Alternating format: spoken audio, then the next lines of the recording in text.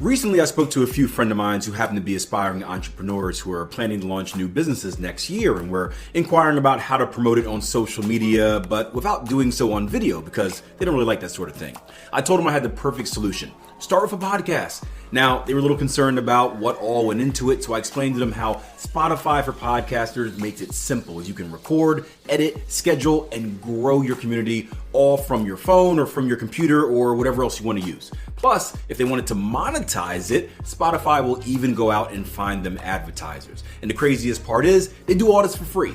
So if you're like my friends, stop wasting time, start making money today by heading over to Spotify.com/podcasters or download the Spotify for Podcasters app today.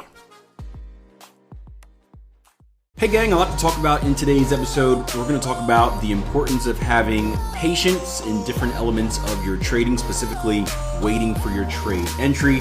We're going to talk about perfection and how kind of what we're taught perfection is kind of sets us up to fail in the future.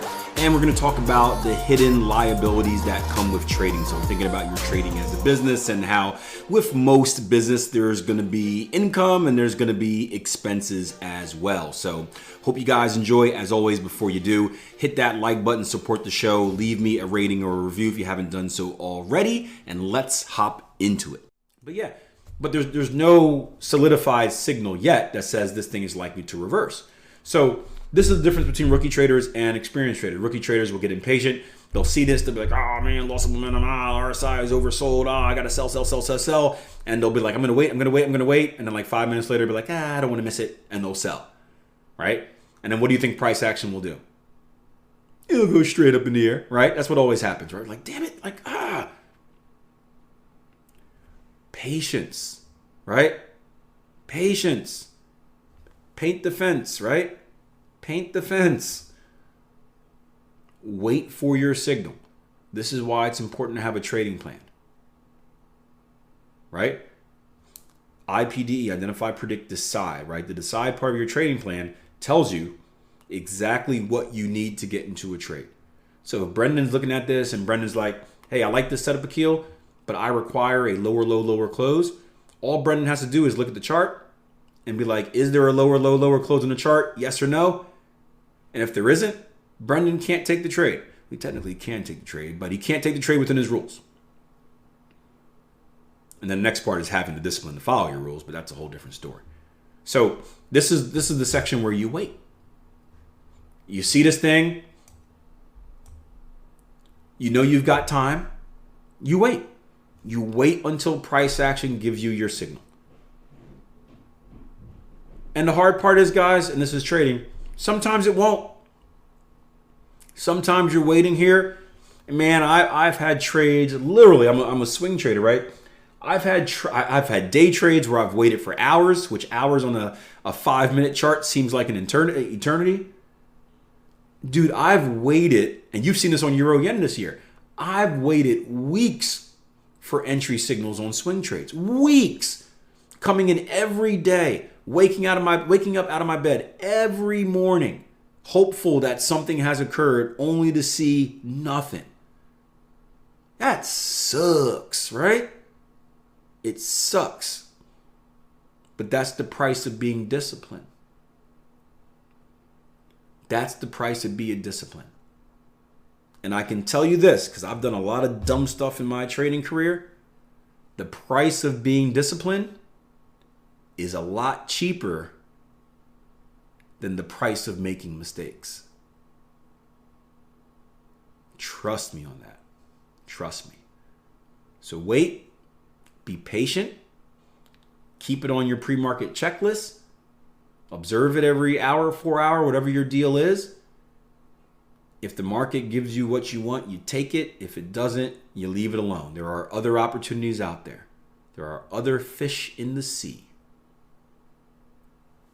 But you don't want to be that trader that makes a dumb mistake and blows a lot of money just because you don't have patience. Get on a demo trade and a demo account and trade something else recklessly if you want to fill that void, which is actually a pretty good tactic, guys. I've spoken to a lot of successful traders who, there's literally a guy I used to teach who, we always say that hey, if you want to feel that urge to like trade, because it's a natural urge to trade, I think we all agree. Like it's imagine being imagine being at the casino, right? Imagine being at the casino and not gambling, right? That's you probably think that's a little bit hard, right? I told you guys my crap strategy before, right?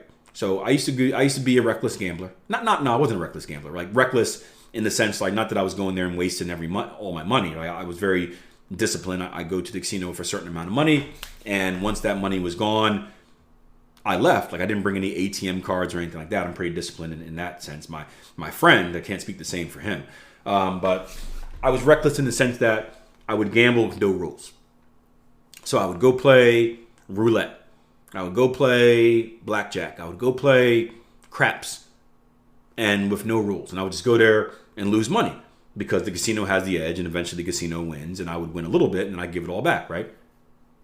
Actually, I had a funny story. I took my wife once, and she was at the blackjack table, and she had a big stack of chips. I'm like, okay, she's doing good. I'm like, let me go check out the craps table, because my thing was like, I want to go to the craps table that has the vibe, right? The fun one, the ones where people are getting excited because we believe that energy helped with results. And then I would circle back to my wife at the blackjack table, and all the chips would be gone. I'd be like, what happened? She'd be like, well, I'm like, right? It's the last time I left her alone at the table. The last time. Never again.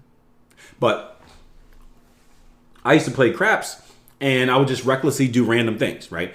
If you haven't played craps, just imagine like there's a bunch of different numbers you can pick, and they roll the dice, and when the dice roll on your number, you get money. When they don't roll on your number, you get nothing. If it hits a 7, then everyone loses everything. So basically, you're playing for the 7 not to be hit. Why is it the 7? Because statistically, if you look at the dice, 7 has the greatest odds of coming up. There's the most ways to get 7, right? 6, 1, 2, 5, 3, 4, all that fun stuff. That's why the casino has the edge on 7. So we used to recklessly play craps, and then, funny enough, once I got into trading, learning about money management and position sizing and trading actually helped my crap strategy. Not only did trading teach me about percentages and odds, right? Because I learned that, wow, trading isn't reckless. It was a cool coincidence that this happened at the same time, right? Because craps helped my trading and trading helped my craps, right? When I was learning about trading, I started being taught about thinking in percentages and what an edge is, right? And I got this question the other day as well, right? Does an edge mean we're going to win 100% of the time, guys? I got a question from a trader talking about, hey, Akil, I have an edge, but I still lose trades. And I'm like, yep. I lose about half of my trades, right? 45% of my trades I lose. Yep, but I still have an edge. So, yeah, I was explaining to him, and this is unconscious incompetence. He doesn't know what he doesn't know. I'm like, hey, just because you have an edge, and again, this goes back to the whole thing where we're programmed from little kids, Greg. Hey, if we're not 100%, we're not successful, right? If you take a test and you get like 70% of the questions right, you're barely passing that class. So we're brought up thinking 70% isn't enough, 80% isn't enough. Like, I need to be perfect. If I'm not perfect, I'm a failure. I work with students now where, man, I had this one girl that got a 3.9 GPA, right? 4.0 is the top of the scale. She got a 3.9. I'd be doing backflips for a 3.9. I wasn't the best student, right? But she's sitting there complaining and angry. And I'm like, dude, like, calm down. Like, you got a 3.9. Like, just take it. She's like, no, I needed a perfect score, right? So we're conditioned. Again, I would have been doing backflips. I would have if we had social media, I would have posted. If we had social media back then, I would have posted it all on social media. 3.9, feeling fine, right? That's the hashtag. But we're conditioned to think perfection is like the goal, which in many, like, it's good to strive for perfection. But the reality of life is nothing's going to be perfect, right? Relationships aren't going to be perfect. Trading is going to be perfect. Your job is going to be perfect. Your car is going to be perfect. There's very little things that are perfect in life aside from, my face. Not everyone is built as such a beautiful creature as myself, right? Perfection stopped after they made me, right? So aside from that one thing, you know what I'm saying, right? You know. Aside from that one thing and the perfection of my face, not much else is perfect. But we think this. But when we understand to think in percentages, it helps us out. And I was fortunate enough to be working on my gambling and working on my trading at the same time. It sounds like those two things would destroy each other, doesn't it? But it actually helped, because as I was doing my belief transference, right, about needing to be perfect in trading, and I was the type of trader where I would take 10 trades in a row, lose one, and ditch my strategy. Because if it lost one, it was a failing strategy. That was me, right? And as I got coaching, I was shifting my mindset. This was a process. I was shifting my mindset to understanding edge probabilities. It also helped that I had started a real estate business before that. And same thing, in my real estate business, I thought everything was going to be perfect. And then I learned about vacancies, and I learned about bad tenants, and I learned about like how tenants destroy properties and replacing leaks and floods and all that stuff. And I learned about how much properties drain money. I also learned that that's part of the business, and you can still be quite profitable even with these normal annoying things. And that taught me like, hey, there are, this was my first business. I'm like, hey, there are expenses, and expenses are just part of the deal, right? That's just part of the game, expenses. So same thing with trading. There are expenses. And then you initially think of expenses as being like, oh, trading platform, internet connection, whatever, spreads and commissions. But our expenses are also losing trades, right? Losing trades aren't necessarily a negative. Now, self-inflicted ones are, but like normal losing trades aren't a negative. That's part of doing business. It's an expense, right? If you're going to own a property, guys, are you ever going to have to go repair something? For you guys that own houses or cars, right? Have you ever gotten a flat tire? Has your starter ever gone out? Have you ever had to replace a water heater, right? These things suck, but they're normal, right? Like we would all expect this to happen at some point. These are all expenses. Same thing with personal finance, right? Everyone wants the perfect budget, but we should be putting a little bit to the side for emergencies. What are emergencies? Oh, broken tooth. Oh, hospital bill. Oh, something else happens, right?